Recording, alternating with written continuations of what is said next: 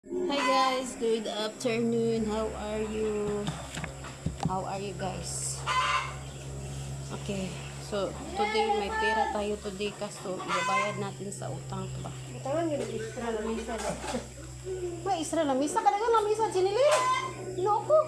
May nang utang.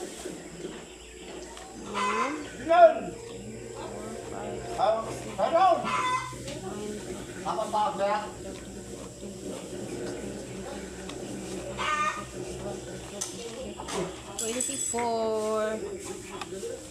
Pagbayad natin sa utang guys. Kay may utang tayo. 24. 25. 26. 27. 28. 29. 30. 31. 32. 33. 34. 35. 36. 37. 38. 39. 40. Ayan. 40. May utang tayo na 40. 40. Bitaw kini guys kay nagkuan ko ka na gold ba pinda ko gold. Kabat siya isa ka kwintas.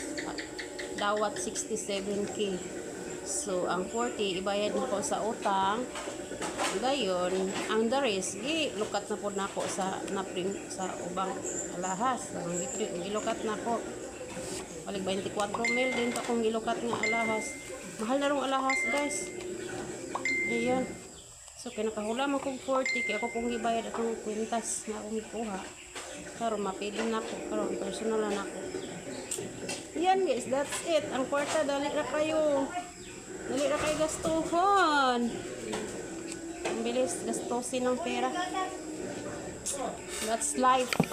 Yan yun lang talaga. Hindi tayo mabuhay pag walang pera. Okay, so maganda talaga pag na ay mga alahas kay makatabang-tabang ragyod. Makatabang-tabang ragyod og naatay kuan. Inahangla at least kita makautang-utang ba. Bye-bye.